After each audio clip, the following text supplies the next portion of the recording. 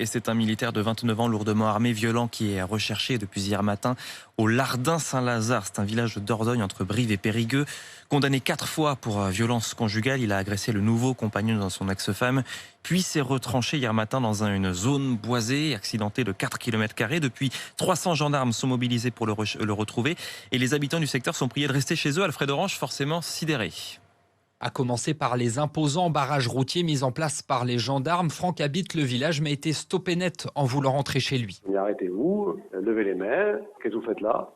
J'y rentre chez moi, ils m'ont fouillé. Et après, quand j'ai vu le commandant, il m'a dit rentrez chez vous et restez chez vous. Comme lui, des centaines d'habitants sont confinés au Lardin-Saint-Lazare et dans plusieurs communes alentours. Un silence pesant s'est installé, raconte Sylvie Colombanel. Elle est maire du village des Farges, 300 habitants, eux aussi confinés. Je pense qu'au moindre bruit, on va sursauter. J'ai des administrés qui risquent encore moins de dormir parce que les gendarmes sont postés sur leur balcon qui est en limite de bois. Dans sa tête et celle de ses administrés, les mêmes questions tournent en boucle. Est-ce qu'il va réussir à s'enfuir, peut-être à venir agresser, séquestrer des gens, peut-être pour avoir de la nourriture ou à boire, ou qu'il y ait des échanges de coups de feu. Donc c'est vrai que ça fait très peur. C'est vraiment un mauvais film, hein. Et c'est vrai qu'on n'est pas prêt à vivre ce genre de choses. C'est irréel et c'est vrai que c'est impressionnant. Et par mesure de précaution, il n'y aura ni école ni transport scolaire ce matin au Lardin-Saint-Lazare.